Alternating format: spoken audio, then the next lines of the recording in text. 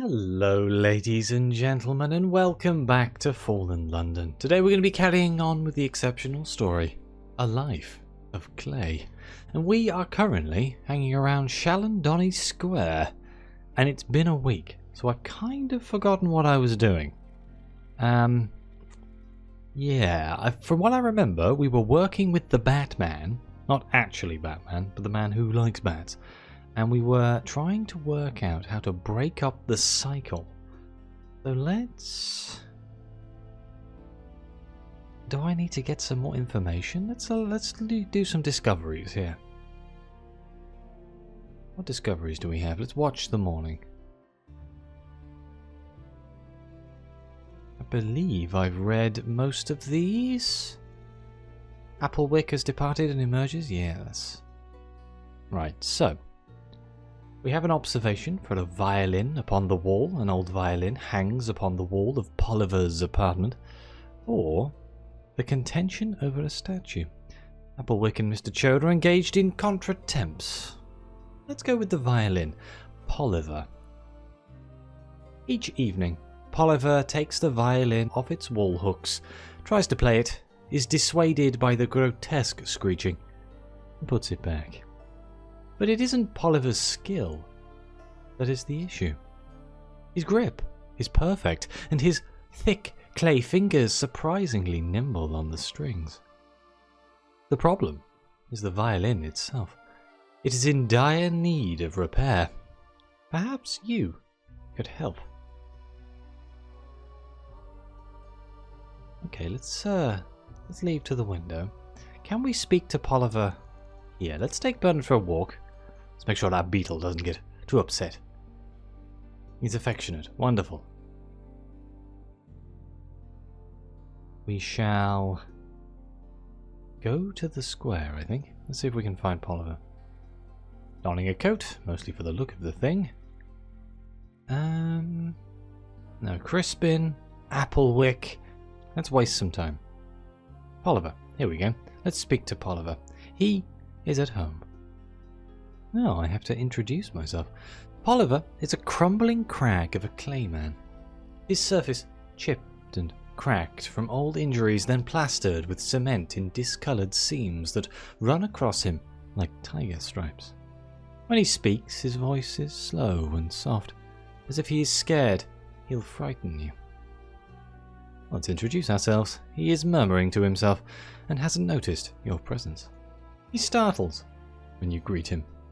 The surprise takes a while to work its way through his stone body, rising and falling its way through him like a shrug. He apologizes. I'm sorry, my mind was elsewhere. You are the Coalman's lodger, yes? But pleased to meet you. With that, his conversation appears to stall. Perhaps you will make more progress next time. So we have to begin a new day again. You rise and ready yourself for the day. Bernard emerges sleepily from his crate. Can observe life again. Can I get another cue here at the same time? Let's watch morning pass. And then I can get an observation of contentment. Applewick and Mr. Chode. Let's grab that. Put it in our back pocket so we have it if we need it. Each afternoon, Applewick lays a prettily arranged bouquet of mushrooms in the statue's lap. Each evening, Mr. Chope disposes of them. Both care for the statue. Applewick sits by it every day, and Mr. Chope cleans it nightly. But despite that, the two of them are firmly at odds. It is no accident that their schedules never intersect. By the time Mr. Chope arises, Applewick has left for work, and when Applewick returns, Mr. Chope is absent. The chimes of the clock separate them as surely as a castle's curtain wall, ensuring that when one is present, the other is not. Let's go down to the square again.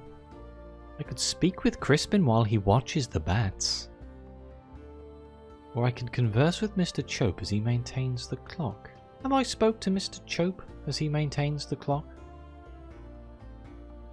Mr. Chope is narrow for a clayman, grey and angular as slate, He wears a navy blue waistcoat, carefully brushed clean of the dust of the quarters.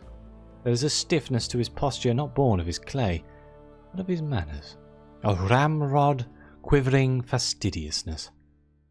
Ooh, so we have 3 separate options here. We can share his skepticism regarding the sad state of modern affairs. A situation I can relate with. Mr. Chope has many opinions about the clay men of today.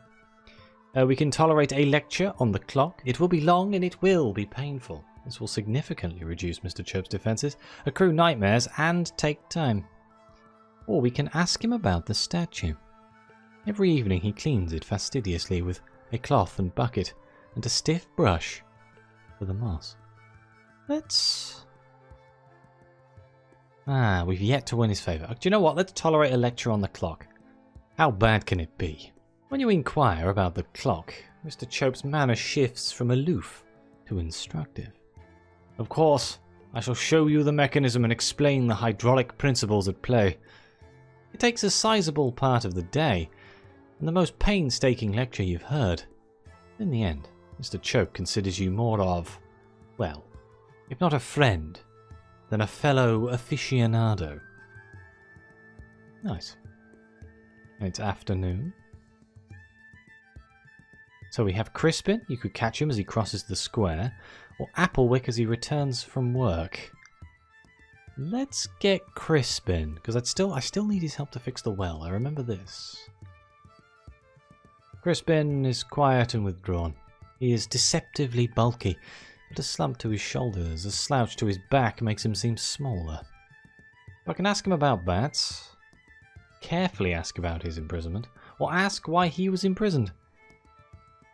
Your curiosity has got the best of you. Let's go with the delicate subject. Let's be careful. The wardens of New Newgate are afraid of clay men. Of our strength, yes, but more our resilience. They fear us and put us in solitary confinement. For the safety of other prisoners, they say. I was sentenced to 5 years. I served 10. Why, you ask? So long? They forgot about me. When the door to my cell was finally opened to admit a new clay inmate, the guard was shocked to see me. He said, "What are you still doing here?" Good lord. Okay, why were you in prison? He looks at his feet. I was part of a group. Clay workers angry at the conditions under which we laboured and our treatment. We planned to undermine a factory, to collapse it. The constabulary arrested us during a meeting. They said our plans were dangerous to the public. That was probably correct. I was very angry back then. And is he still angry now? Furious. Oh. How about the bats? I enjoy watching them, their comings and goings, their hierarchies and generations, the intricacies of their flight. When I was confined above, and here he points upwards, high above the cellars and the cobbles, above the prickled rooftops of London, above the smoke and smog of chimney stacks and the still, stifled airs of the Neath, lies the roof, and the hanging stalactite prison of New Newgate. My world was unchanging, save for the bats through my cell window. There is much that is unseen until you look closely and consistently over a long period of time. Okay, thank you, Mr. Crispin. None of those things advanced my day, which is quite nice. Can we talk to Mr. Applewick? He still smells of Woolstack, smoke and eels and zee. Applewick is broad as a barrel and rough as scree. His surface is like pebble dash, chipped, abraded and weathered by sea airs and the hardships of Woolstack. He moves with a rocking weight, looking with every step as if he's going to topple over. Before his weight shifts back, he takes another step. His balance reverses and he teeters the other way. So we can see if Bernard can break the ice with Applewick. Even dedicated misanthropes may allow an adorable pet into their hearts, especially one as guileless and sweet as Bernard. Or we can trade Z stories with Applewick to break the ice. He spends his days at dock work, loading and unloading, purring carnate dramarians and long presbyterate cargo vessels. Let's see if Bernard can break the ice. Seems like the more interesting option. You allow Bernard off his lead. As instructed, he scurries in front of the lumbering Applewick and looks up at him, antennae a quiver. Applewick rumbles to a halt. He picks Bernard up, scratching rough fingers over his carapace companionably. Where have you gotten away from, eh? You hurry over. Terribly sorry. He just got away from you. Thank goodness Applewick was there. Whatever would you tell the Coalman if you lost Bernard? Ha! His fossilized heart thawed by Bernard's Pendemonian charm. You and Applewick are soon properly introduced. Nice, we can now talk to Applewick about more topics, but I feel like we might need to fix our relationship with Bernard. That did. I thought that said that made time go forward, but it does not appear to have made time go forward. Let me just quickly go visit the well. Ah! I can visit the well now. Okay. Let's do it. Should we ask Crispin? Let's ask Crispin. The business will go faster with another pair of hands, especially strong clay hands. You speak to Crispin through his window and ask for his help. Wordlessly, he stands and trudges out to the square. He speaks little as he works, but his tectonic strength drags stones up faster than you ever could, and his spade-like hands make quick work of the rubble. Oh. We need to have it up to 10, huh? Hang on, let me just return to the square. Because I still want to speak to the violin man. Oh, there's so many options here. I could converse with Mr. Chope as he tends to the statue. Find out more information about that, but let's try speaking to Polliver. Polliver's crumbling crag of a clay man. Yes. I'm going to offer to repair your violin. It needs more than tuning. It needs a proper repair. And apparently we are well equipped to do so. Repairing the violin requires a brief excursion to London to procure, in order, the advice of a luthier, a quantity of catgut, which isn't of course made from cat intestines, how horrid, it's pig gut instead, and spruce, expensively imported from the surface. You replace the damaged strings, repair the pegs that are loose or stuck, fashion a new bridge to replace the old notched one, separate the case to glue together the cracks in the ribs and re-glue the lining. When you return it, Polliver's eyes widen with wonder. He draws the bow across it, and it sings. It is once more a violin, an implement capable of both great good and terrible evil. Thank you, says Polliver. I look forward to trying it in the evening. Nice. We start a new day. Bernard. We're going to pet Bernard. I'm so sorry, my friend. And we're going to feed Bernard. We're going to we're going to recover Bernard's... It's all that matters. He's at ease. There we go. That's good enough. Let's go to the square. What can we do? What can we do? We could visit the well, do more work on the well. Crispin should still be at home, right? Yeah, okay. Crispin, give me a hand. He makes quick work of the rubble. I probably should have done my own one so I could see what it did. The old well is a simple circle of bricks.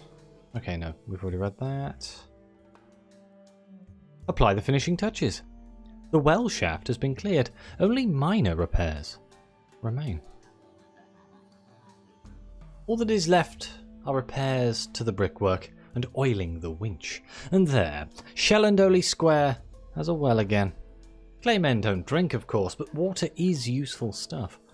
A well is a focal point for a community, where happenstance might cause two paths to cross that would otherwise forever have remained separate. We begin a new day again. That was a quick day. Whoops. On the plus side, we're no longer suspicious. I'm going to play with Bernard again. I really hope nothing happens in the morning. Because I swear, I spend my entire time not doing stuff in the morning. Right, go to the square. Is there anything we can do at the clock? What a remarkable thing to find down here. We can tamper with the clock. Do I need to speak to Applewick and what's-his-face more before I start messing around with their clock, though? I've already spoke with Chope as he maintains the clock. I've asked him about his statue. Ah, I can lower his defences more. Let's do that. I will tolerate Electra on the clock again. I will take the nightmares. For the sake of expedience. I'm haunted now. Fantastic. Oh, observe an interaction between Crispin and Polliver. Interesting. This is new. Now their schedules have changed. Crispin's trip across the square to see the bats takes him past Polliver washing at the well. Crispin slows as he passes Polliver. His eyes flick to Polliver's broad shoulders as the water sluices over them, and lingers as dark and wet and shining. Polliver's stone back expands and contracts as he sighs away the troubles of the day. It's observed discreetly. Realizing he's being watched, Polliver turns and nods. Afternoon. Crispin nods back. He wants to say something, but the words are an inch away from his tongue. Polliver waits, anticipating, but unable to speak himself. Then the clock chimes indignantly. Both Claymen jump, as if they've been discovered. Better get on, mumbles Crispin. Of course, answers Polliver over him. They part, and the moment, whatever it might have become, is lost. The clock chases them away with its jealous chimes. Oh dear, all they needed was another moment. If you could discuss the matter with them, and perhaps something needs to be done about the clock. Okay. Have I spoke to Chope as he tends the statue? I do feel like I'm completely ignoring Applewick right now. Almost reduced his stuff enough. Let's just do our normal, share his skepticism regarding the sad state of modern affairs. Mr. Chope is very much of the opinion that the general decline in standards and etiquette he perceives in the Clay Quarters is due to a lack of structure. After all, he spent his own youth at the oar of a Carnate Trimarian, plying the Z before the invention of the electrical engine, and it never did him any harm. His eyes grow misty at the recollection. Perhaps he really did enjoy it. Is it the haze of nostalgia? Or is there some other reason he feels affectionate for those days? Okay, let's begin a new day. Bernard is still at ease. Let's go to the square first thing in the morning and see if there's anything here. What is here? Speak to Mr. Chope at the well. Okay. Now the well is repaired, he no longer has to spend his mornings fetching water from elsewhere. Oh, we can do our defences lowered. His defences are lowered. Win him over. Share an interest in the clock. Whenever he looks at it, there is a cast to his face. Something reverential. Something desperate. A marvel, isn't it? It is entirely the work of the inestimable Mr. Burke, who I hope will one day return to us. He made every component himself. From lead pipes, from bottle tops, from bed pans and bed knobs. It is a burden as well, of course. Every day the parts must be cleaned and examined, algae removed from the basin, which must be filled back to a precise level to replace water lost to evaporation and leaks. But I do not complain. Okay. Let's go back to Chope again.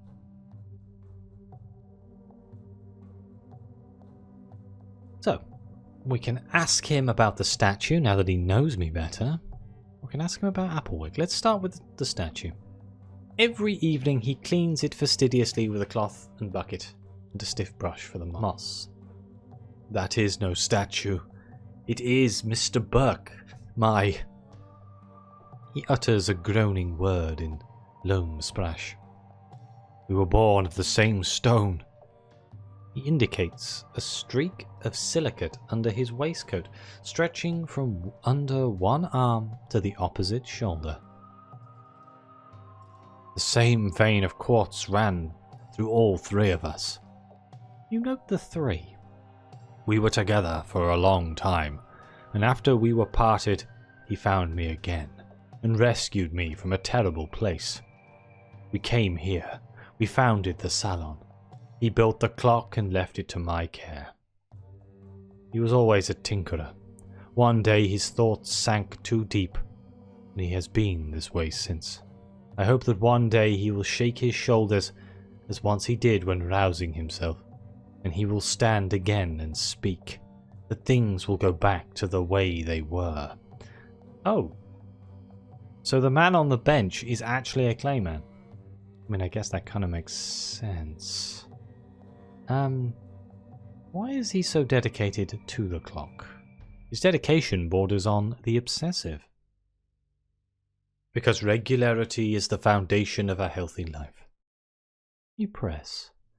There's more to it than that. Yes, Claymen live for a long time, and to imagine that time without Mr. Burke in it. It is insurmountable. I cannot do it. But I could, perhaps, manage a minute. And if I can manage 60 of those, I've endured an hour. 24 of those, and a day has passed. This is the purpose of the clock to me. To slice a terrible future into bearable moments, so I may endure them one at a time. Wow, that's a bit dark.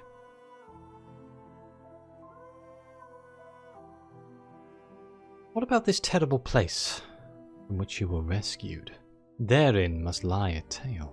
When the fourth city decommissioned its clay-powered trimerians in favour of electric engines, the crews were abandoned at any nearby port. I was separated from my brothers and left at the Iron Republic. He shudders. A place devoid of consistency or procedure, where a law today is a joke tomorrow, and tomorrow may come yesterday. Event jumbles on event. When Mr. Burke found me, I was unrecognizable. Now I prefer things predictable and regular. I am quite content here in my quiet square, where tomorrow is reliably like today and yesterday. Okay, that makes quite a lot of sense.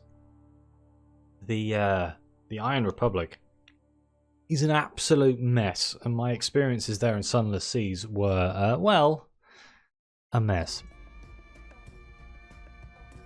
Okay, well we can go about our day. We need to try and find out what happened from Mr. Applewick now. You excuse yourself? Mr. Applewick. He's not here. Let's waste some time. Can I do anything with Crispin? Now they've talked to each other? Ah, I can. I can ask him about Polliver. There seems to be a connection between them. Claymen cannot blush, of course. Claymen cannot blush, of course. The idea is ridiculous. No blood, you see. And no capillaries to carry it, or skin to flush pink at its sudden arrival. Nevertheless, you feel that if Crispin had the wherewithal, that is what he would be doing. He must be very kind, I think, to work so in the mud hospital, putting others before himself. There is something about him, in manner, in inclination, that reassures you. Like being in a place where you know you are safe, and can be at rest. Okay. Doesn't really help me that much, but it does expand the story of the characters. Let's waste some time, I guess. I don't want to break the clock just yet. Catch Applewick. So, I can ask him about the statue. He visits it every afternoon. Applewick grunts. Don't want to talk about that. He is resolute. Perhaps if he were more well-disposed to you. Fair enough. I can ask about his aches and pains. He rarely settles, often disturbed suddenly by some twinge or growing discomfort. Mustn't grumble, he grumbles. He indicates a hairline crack running across his shoulder. That one happened when a crate of munitions came loose, and I had to catch it. He touches a gouged absence of clay in his torso. This is from where I fell from deck and was caught between two ships. He takes a gloomy pride in his injuries. Once Mr. Burke would treat them at the liturgy. He nods to the abandoned clay salon in the square. Fill the cracks, buff the abrasions, apply fresh foundations. But he's gone now. So I need to find somebody who can repair him. Have I asked him about the Z before? My happiest days were at Z, under the roof's expanse with the wide, quiet waves all around. My siblings and I worked the oar, the Carnot Tremerian, before the electric engines were invented, of course. After that, they didn't need us anymore. Okay. Let's carry on going about our day. We can approach Polliver at his ablutions, pours a bucket of water over himself. I can ask him to look at Applewick's aches and pains. He is, after all, the closest thing Clayman have to a doctor, and he owes you a favour. Polliver is happy to help, as long as you make the introductions. He comes with you to find Applewick after work, and plies his arts. Taking out his tools, he smooths jagged edges with a steel file, sands away rough abrasions, and uses a small trowel to fill exposed cracks. Why haven't you come to the hospital, he asks. I don't like to make a fuss, claims Applewick, who has yet to end a conversation with you without complaining about his latest ache. Okay, so now we can talk to Applewick about new topics. Let's call on him at his home. His apartment is sparse and humble, located to the right of the old salon.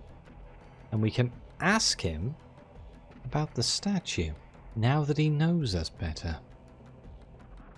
His voice is thick with grief. That is Mr. Burke. We were born from the same clay. He touches a sparkling band of silica running diagonally across his midriff from lower rib, or where ribs would begin, were he a child of Adam, to his hip. When you look at the statue, you can see a continuing stripe of the same quartz gleam angled across its torso. He's been like that for years. Sat down one day and didn't get up. And I wonder, was it something I said, something I didn't say that I should have? He sighs. I need to be here when he wakes. Both Applewick and Mr. Chope have shared their tales of Mr. Burke. You should retire to the Coalman's apartment to see what observations might be made on the matter. Okay, but before that, let's ask him about the lithery. He told you it was once run by Mr. Burke. It's the equivalent of a salon, or a barber for we of clay. A place you could go to get sanded and buffed and plastered. Not for real injuries, you'd need the mud hospital for that, but to be refreshed. It was the heart of the square once. Before he passed, Mr. Burke charged me with taking over the lithery, but I was no good at it. You need nimbler hands than mine. I closed it up. It's not for me. Go about that day, then. Okay. Let's return to our apartment. Observe life on the square and see if we can learn something new. Yeah, I need an observation. So we'll watch evening pass. I did realise there's probably new text in that screen that I've just been ignoring, because it talked about the violin being playing well. I apologise. I kind of just assumed it was the same text over and over and over again, but I just kind of caught the tail end of the text there as I was pressing the next button. Whoops. Hang on. Let's do the observation. The once 3.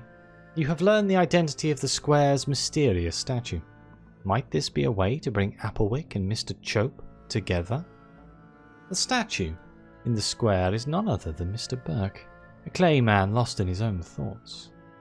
He was the Clay brother of Applewick and Mr. Chope. Both of them are devoted to him. Might that simple fact overcome their antipathy? You could arrange for them to meet at the statue. Perhaps if you tinkered with the square's clock. Okay, the time has come. We're gonna feed Bernard. No, we're gonna go to the square and we're gonna tinker with the clock. Oh, I have 2 separate tampering abilities, huh? Well, I feel like we're into the Applewick and Chope thing right now, so let's do that. A necessary step, you suspect. Opening the casing of the clock, you stick a wad of gum arabic into the workings. They stall, grind, halt. The clock is stilled. There, that should ensure Chope and Applewick run into one another in the afternoon. You just have to be present in the square to see it. But remember, Mr. Chope corrects the clock each night. If you haven't witnessed their encounter by then, you may have to tamper with the clock on another day. No, we should have enough time here. Here we go. Observe the much-delayed meeting of Applewick and Mr. Chope. You have tampered with the clock to ensure that today Applewick and Mr. Chope will come into contact with one another. Let's observe discreetly. The afternoon is ending. Applewick has laid his customary bouquet of mushrooms on the lap of Mr. Burke and taken a seat beside him. The stopped clock has not chimed its warning for him to depart. And here comes Mr. Chope back from his constitutional. So trusting is he of their routine, of the absolute power of the clock over their lives, that he does not even notice Applewick on the bench. Let's observe discreetly. Chope fetches a rag, soap and a bucket, and makes for the statue. He is preparing to dispose of the mushrooms before he spots Applewick. "I thought we had an understanding," hisses Chope. "It isn't 5 o'clock yet. It's still my time," Applewick insists. "It most certainly is 5 o'clock." Mr. Chope is scandalized. "Well, I'm not done. Don't see why I should have to hurry off just so you can fuss over him. I don't see why I should have to delay my time with Mr. Burke. You and your schedule. You're chained to that clock. That clock was entrusted to me by Mr. Burke. Not that you'd understand. He left you the Litany and you abandoned it." Applewick is silent, sullen. Mr. Chope continues. "I don't understand you. You don't even want to be here. Go off to your ships and your Z voyages." "And what if he wakes, eh? I never got to say goodbye, and I won't miss my chance." When Chope finally answers, he is quiet. "I understand. I want nothing more." The moment stretches, the anger all gone out of it. Applewick opens his mouth to speak, and his eyes settle on the mushrooms in Chope's hands. "You've been throwing those away, haven't you?" "Practically the moment I laid them, hiding them from him." Mr. Chope stammers defensively. "I don't want dear Mr. Burke clogged with spores. It's a folly." Applewick stands furious. "You never understood him, and you never appreciated him."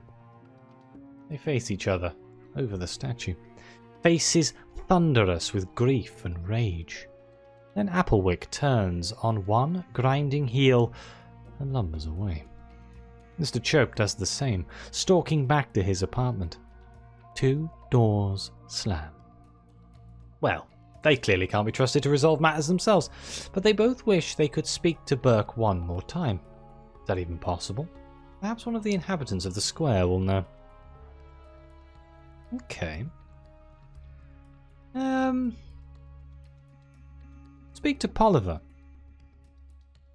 Yeah, Polliver might know. He's the closest thing we have to a doctor here. I'm just going to go through these other options because I feel like I haven't. I'm going to politely ask him about his business. What goes on at the mud hospital? We mix and apply cements to the injured. The labourers of the clay men incur a great deal of wear and tear, breaks and fractures and dents. Cements can slow the decline or reduce the blemish of the more unseemly injuries. But every clay man has a different composition. Making, matching, lasting cements is difficult. When I'm not at the hospital, I often work on concocting new mixes for the patients. Interesting. What about your repaired violin? He beams. I hadn't realized how much I'd missed it. Having to pay attention to your own self, the exact angle of the chin when you brace it, the precise position and pressure in the fingers, the tension placed on the bow by the elbow. When those things are right, the sound is wonderful. If one of them is wrong, we inflict a cacophony on the world. There's a deeper lesson there, I think. I'm rusty, though. I hope my practice isn't too distressing. Let's ask him about reviving a clay man who has sunk into themselves. Perhaps his medical experience can help Mr. Burke, and he is less distracted by his work these days. Polliver scratches his angular head, his hard fingers scraping on his slaty pate like chalk on a blackboard. I think I have heard of a recent treatment that has shown some modest success. There has been such talk before, but it often turns out to be quackery. However, I will ask at the hospital. Perhaps someone there knows more. He rests a heavy hand on your shoulder. But I have to warn you. There is no lasting way back for the quiet. If this works, it will be for a few minutes at most. Enough, you suppose, to say goodbye. Continue your business on the square, okay. Let's begin a new day. I am running out of energy here. I was trying to fit more in because I felt bad that I missed one of my episodes, but we are very rapidly running out of energy, which is something that doesn't normally happen when I'm recording exceptional stories, but here we are. This one's quite a lot of back and forth. Let's go to the square. How good's Bernard? He's fine. The only thing we have now is... Wait, would that work? How long is Polliver at the well for? Is he only at the morning? Let's tamper with the clock, preventing it interrupting with Crispin and Polliver. Opening the casing, you wind the clock back a few precious minutes. That should be all they need, just enough to get them started. Replacing the casing carefully, you stroll innocently away. You should be on the square in the afternoon to see the results of your intervention. Oh, is it in the afternoon? Okay. Nice. It was midday, so if I just wait... I suppose actually what I could do is I could take my my beetle for a walk. Now he likes me. Then we go back to the square. Afternoon. Here we go. Watch Crispin and Polliver's encounter now you have adjusted the clock. Polliver is at the well, washing.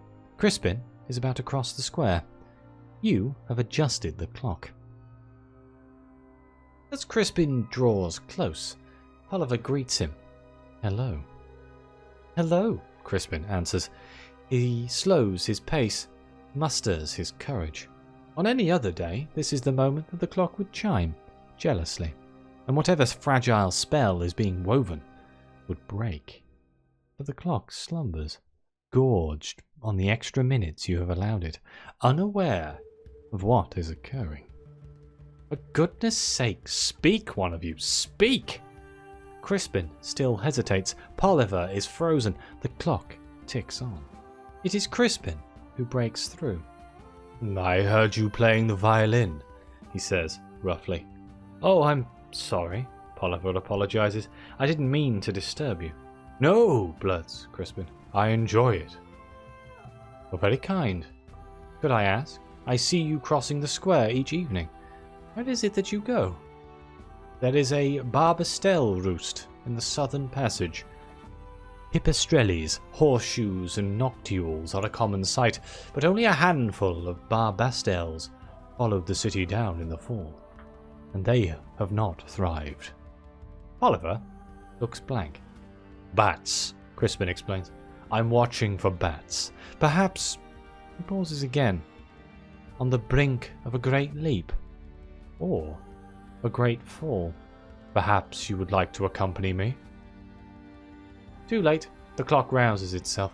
Too late it sees what is happening. It chimes, wildly, indignantly, but the spell is woven. Now, the moment has taken root. Yes, answers Polliver. I'd like that very much. He stands, water still dripping from him, and he and Crispin stroll across the square in companionable quiet. What happens next is in their hands now. Okay. I don't think there's anything I can do with anyone. I think I'm waiting for... I assume it's Polliver? I guess I could return to my apartment. Is there any observations to make?